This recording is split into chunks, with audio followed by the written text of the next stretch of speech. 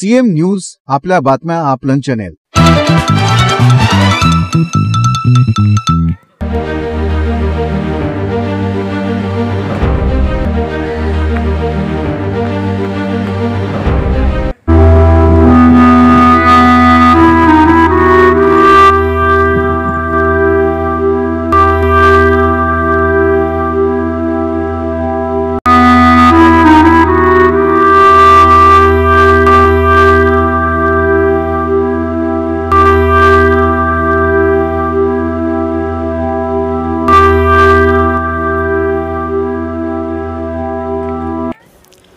सध्या मी मारवंड तालुका पाटण या दुर्गम अशा डोंगराळ गावामध्ये उभा आहे आणि या दुर्गम गावामध्ये सध्या इथल्या लोकांचे जीवनमान जे प्रचंड हलाखीचं झालेलं आहे त्याला कारणंही वेगवेगळी आहेत.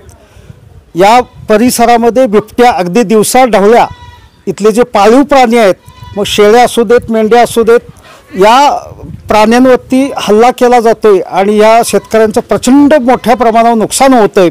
याच पद्धतीनं इथले शेती व्यवसाय धोक्यात आलेला आहे. त्याचं कारण गव्यासारखे जे वन्य प्राणी आहेत त्यांचा त्रास भरपूर वाढलेला आहे आणि लोकांना इथल्या शेती नाही, पाळीव प्राण्यापासून कुठलंही उत्पादन नाही, नोकरी व्यवसाय कुठलाही नाही. अशा परिस्थितीत अत्यंत हलाखीचं जीवन इथले डोंगराळ व्यक्ती जगत आहेत. आता लोकसभेचं निवडणूक आलेले आहे, नेते मंडळी मतदान मागायला येतील आणि त्यानंतर 5 वर्षांनीच परत ते या गावाकडे फिरकतील. अशा लोकांचं जीवनमान सुधारावं असं इथे कुठल्याही नेते मंडळीला वाटत नाही. या लोकांच्या नेमक्या सद्यस्थितीत समस्या काय आहेत ते आपण जाणून घेणार आहोत. माझ्यासोबत मारवंड या गावचे शेतकरी, ग्रामस्थ गावकरी उपस्थित आहेत. आपण त्यांच्याकडून जाणून घेणार आहोत की नेमक्या समस्या काय आहेत. भाऊ, तुमचं गाव सांगा, नाव सांगा. सुरेश किसन निकम. गाव कुठलं? मारवंड. काय नेमकं इथं बिबट्याचा त्रास व्हायला लागला? बिबट्याचा त्रास आहे, गव्हाचा त्रास आहे. शेती करायचे म्हणजे 24 तास तिथं थांबावं लागते. त्यावेळेस आमच्या घरात येता ना तर काही येतच नाही. बिबट्याचा जो वन्य प्राण्याचा त्रास व्हायला लागला, गवे असतील, बिबटे असतील, नेमका किती वर्षापासून हा त्रास वाढलेला आहे तुम्हाला? 2 वर्षापासून. अच्छा, म्हणजे ज्या वेळेला व्याघ्र प्रकल्प इथे सुरू झालेला आहे त्यापासूनच मला वाटतं हे बिबट्याचं त्रास वाढलेला आहे. तर तुमच्या गावामध्ये काय बिबट्याने काय शेळी वगैरे खाल्लेल्या असे काय प्रकार? शेळी खाल्लेत, बऱ्याच शेळ्या खाल्ल्यात. मग काय वन विभागाकडे तुम्ही काय? आता वन विभागवाले म्हणतात आम्हाला पुरावा पाहिजे. आता ती गावली तर आम्ही पुरावा देऊ शकतो, ते असे काही मनाव घेत नाहीत. अच्छा, म्हणजे पुरावा नसेल तर तुम्हाला भरपाई नाही? भरपाई नाही, बाकी काय. एखाद्या फोनवरती किंवा मोबाईलवरती तुम्ही जर शेळी खाल्लेलीची तक्रार केली वन विभागाकडे तर ती लोक येतात का पंचनामा करायला? येतात की, पंचनामा करायला येतात. मग त्याला पुरावा द्यावा लागतो. पुरावा द्यावा लागतो, त्याशिवाय भरपाई नाही. भरपाई नाही. बाबा, तुम्ही काय सांगाल? आता आम्ही ह्यांनी सांगितलं तसंच, या आमच्यात शेतीमध्ये शेती जर केली तर गहू काही राखत नाहीत. गहू पाक रात्रंदिवस शिपायासारखा पारा केला तरी पण जरा डोळा लागला की गहू येऊन खाऊन जातात. तुमच्या शेतीमध्ये काय भात शेती? भात, गहू, अच्छा, आणि हे आता मका, ही 3 चित्रा बाला. आता बाकी चित्रा नाही तेवढंच. मग यंदाची या पिकाची परिस्थिती यंदा काय नेमकी? यंदाच्या पिकाचे गहू केलं पण गव्हाने खाऊन टाकलं. पाक पोचलं तरी गहू येऊन गहू खाऊन पंचनामे वगैरे झाले का? मग त्याचे नाही झालेले. नाही झालेले. आता मी काय सांगू, हीच सांगू. आता गावातच आता मशीन बसवली, झटका मशीन, तरी पण ती गहू वाटत नाहीत. आता त्याच्या पर्याय रात्रंदिवस मी तिथंच आहे. तुम्हाला किती शेती आहे? शेती भरपूर आहे मला, पण ती गहू काय ठेवीनातच. तर 2 एकरमध्ये शेती आहे. तुमच्या घरातील कोण नोकरी व्यवसायाला वगैरे आहे काय? बाहेर असले तरी इथं काय शेतीत कोण आहे? मग जर आता व्याघ्र प्रकल्प झालेला आहे, दिवसेंदिवस इथे वन्य प्राण्यांचा त्रास हा वाढणार आहे, म्हणजे तुमची शेती धोक्यात आली, धोक्यात आहे. तुमच्याकडे कुठला इतर उत्पादनाचं साधन नाही, काहीच नाही. अशा परिस्थितीमध्ये तुम्हाला जगणं अवघड झाल्यानंतर तुमचं पुनर्वसन व्हावं असं तुम्हाला वाटतंय का? आम्हाला पुनर्वसन झालंच पाहिजे. ही आमची अवस्था आमची एवढी झाली आहे. लोकसभाचं निवडणूक आता जवळ आलेली आहे, नेते मंडळी तुमच्या दारात येतील मतं मागायला, मग तुमचं हे म्हणणं त्यांच्यासमोर मांडणार का? मांडलं पाहिजे, पुनर्वसन झालंच पाहिजे. हा, पण गेले कित्येक वर्ष कोयना ज्या विभागातले जे पुनर्वसन आहे ते अद्याप झालेलं नाही पूर्णपणे. मग तुमचं पुनर्वसन होईल असं तुम्हाला वाटतंय का? म्हणा आमची आता जगण्याची सोय कसं कोण करणार, असं बी आमचं आहे ना. आम्ही जगायचं कशी आहो. हा, अच्छा, एकंदरीत तुमच्याकडे राजकीय मंडळी असतील किंवा प्रशासनातील लोक कोण लक्ष द्यायला तयार नाहीत. डोंगराळ भागातील तुम्ही लोक आहात, काय सांगाल बाबा? तर आम्ही काय सांगू, म्हणजे आता जे आमचे 3 पिकं आहेत, भात, गहू आणि मका, रात्रंदिवस 24 तास जागावं लागतं. शेळी मेंढी आमची तर रानात असतेच. त्याला बिबटे बी आमच्या गुराला सुद्धा खातात आणि शेळीला सुद्धा खातात. ते सोडले तर पुरावा असला त्याला पुराव्याने काय मिळते, त्याला पंचनामा करावा लागतं. तर इथनं कमीत कमी 5 किलोमीटर 30 किलोमीटर पळावं लागतं. त्याची आमची कोणी दखल घेत नाही. ह्याचं कारण काय, एक दखल कुणाला घालवायची आम्ही?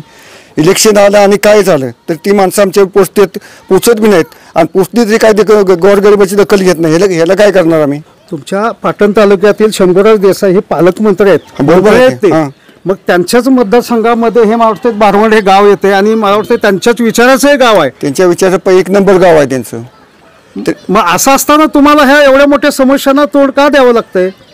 तोंड का द्यावं लागतं याचा अर्थ, मग फॉरेस्ट खातं दखल घेणं म्हणजे त्यांना पुरावा पाहिजे. आता शेत खाल्लं तर शेत 7-12 पाहिजे, किंवा गुंटाभर खाल्लं 2 गुंट खाल्लं ते 7-12 आम्ही आणल्याला 30 किलोमीटर पळायला लागते. आणि त्याचा खर्च किती येतो आम्हाला? एका माणसाला कमी 500 रुपये खर्च येतो दिवसाचा. आपल्या जिल्ह्याला 2 खासदार आहेत. खासदार आहेत सर, बरोबर आहे. खासदार आहेत, इथपर्यंत पोहोचत नाही त्यांची माणसं. टीम फॉरेस्ट खाते टीम इथपर्यंत पोहोचली पाहिजे ना. जरी आम्ही कंप्लेंट केली तरी इथपर्यंत आली पाहिजे ना ती. त्यांना स्वतः आम्ही जाऊन आणावं लागतं. इथं खासदार मंडळी कधी इकडे कधी येत नाही तिकडे. नाव सुंदराबाई तुकाराम निकम. सुंदराबाई तुकाराम निकम गाव. आणि ही शेती आता ही खाते ते बायका माणूस कुठं जाणार, कुठं राखण्याला बसणार. खाली हे झाली तरी त्याकडे गेलं तरी म्हणणार असू द्या, खाऊ द्या, काय करायचं, ती जनावर सुटली त्या खाऊ द्या त्यासनी. कोण खाते शेती? ही डुकरं सुटली तरी, गहू सुटलं तरी, माकडं वांढर किस्ती आणायची त्यासनी. हाणून थकतोय माणूस, बसतोय गप्प असतो मुकाट्यानं. मग काय बिबटे पण आलाय म्हणे तुमच्या गावात शेतीत? हो, मग आता आली काही जनावर सगळी झाली त्या. मग आता पुढच्या पिढीनं कसं जगायचं आजी? काय करताय बाबा, या पोरांची काहीतरी सोय करा. आम्ही आज नावीला जाणार आहे. मग सरकारची माणसं काही येत नाहीत का इकडे? कशाची येते ते या? कवा एक दिवशी आली तर आली, नाही तर नाही बी येणार. मतं द्यायला मागायला येतात का मत मतं? मागायला येणार की गाड्या चढणार. मग तुम्ही आधी गाडीत बसणार मतं द्यायला? गाडीत कशाला बसतोय बाबा, हिथंच असतो आम्ही. तुम्ही तुमच्या ह्या समस्या त्यांच्या पुढे मांडणार की नाही? म्हणणार की आलो तर बोलाय, आलो तर बोलू की त्यांच्या पुढे बी. हा, पण काय सांगायचं तुम्हाला आता? गावची डोंगरदरची वस्ती, काय सांगायचं आणि काय बोलायचं त्यांच्या पुढे? किती बी बोललं तरी हा म्हणणार, चाललं पुढं. कुठं मागं बघते ते फिरून? वांढरा आली का माकडं आली, कशाला बघायला गेले ते? माणसं खाऊ द्या, म्हातारी चाव द्या, नाही तर तरणी चाव द्या, ते नाही बघाय कोण येत मागं. हा, शेती सगळी चावून खात्यात आता पिरलीचंही लोकांनी, पण आता त्यांनी धरले मिळवाट खायचं उकरून. तुमच्या काळात असं नव्हतं ना? नाही बाबा, असलं नव्हतं. पण ही मुलं कशावर जगायची आणि कशावर राहायची? आमच्या काळात हे काहीच नव्हतं. वांडार नव्हतं, माकाड नव्हतं, सगळं वरी होती, नाचना होता.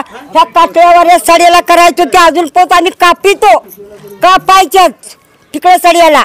ह्या एवढुल्या वरे असायच्या, पण वेळ घेऊन बाया निष्ठा कापीत. घरी 3 वाजता उठायचं दळायला, दळणं करायची, जण भाकरी घालायच्या. सासू रोशनी आणि चला कापायला वऱ्या, चला कापाय वऱ्या. का बाबांनी सांगायचं? आता त्यातलं निम्म नाही. गेल्या 2 वर्षापासून इथं वाघांचा प्रकल्प झालाय, व्याघ्र तेव्हापासूनच तुमचा हा त्रास वाढला. हो, काय सांगायचं? आणि काय जाऊन बसलं तरी काही शिस्तच चालू ना बाबा. असं तर हे असलं का कुत्रं, तर कुत्र्याने एका धरलं की दुसरं येतंय माकाड, त्या कुत्र्याच्या उरा बसते. काय केलं पाहिजे? म्हणजे माणसाच्या बसलं तर काय, मरू द्या की तिकडे, मरू द्या की गावदरीच नसलेली चालत.